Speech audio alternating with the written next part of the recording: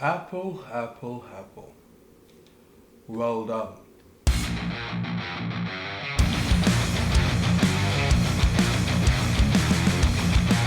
Welcome back, folks. I'm Kazi Omar and this is Technologically Challenged.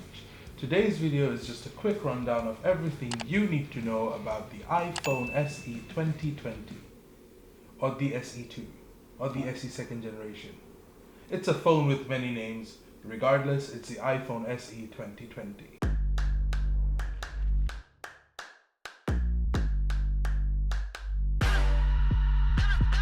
To start off, let's get one thing out of the way. This is not a phone that looks like it is from the year 2020. But then again, this year has been really weird. Obviously, it's got the bezels, it's got the home button, and honestly, it looks like the iPhone 8. And you know what? Stop body shaming the iPhone SE. Seriously, it's 2020. Stop body shaming it. But that is not the most important thing about the iPhone SE.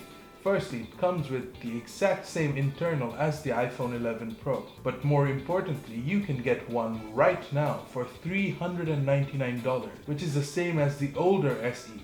And that is crazy. It starts off with 64 gigs of storage, which is not bad in the first place.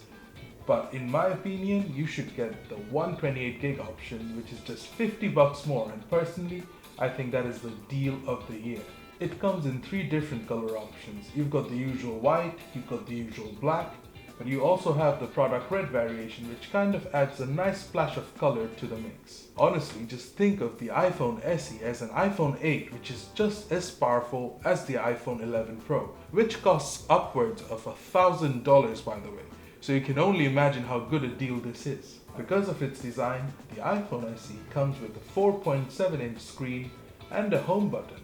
That means it comes with Touch ID instead of Face ID, which is really not a bad thing to have at this time period, because Face ID does not really work well when you're wearing a mask. Now, when you have a phone with internals just as amazing as this one, and a price as low as this one, there are obviously some trade-offs. The first trade-off you make with this price drop is the ultra-wide-angle camera.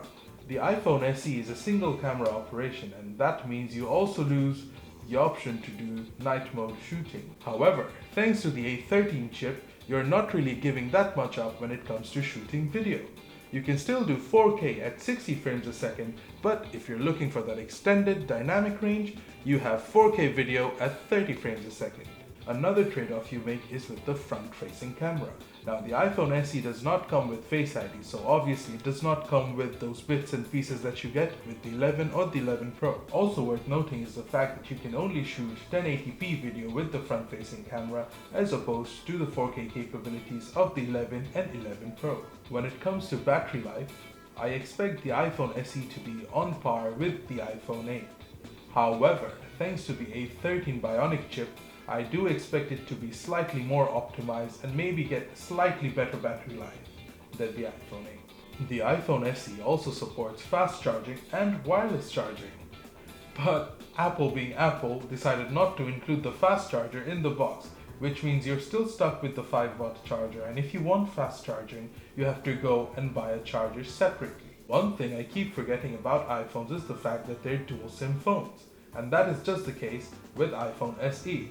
It also supports Wi-Fi 6 like the iPhone 11 series, and it is water and dust resistant as well. Honestly, this was just a quick rundown of what you get with the iPhone SE 2020. The full review is coming very soon, so make sure you subscribe to the channel as well. Thank you so much for watching. I really hope you liked the video. Click on this video if you want to see one of the biggest tech collabs of all time, and click on this video if you want to see which video YouTube thinks is the best for you. As always, remember to like this video, hit that subscribe button and smash that bell icon. And I'll see you on the next one.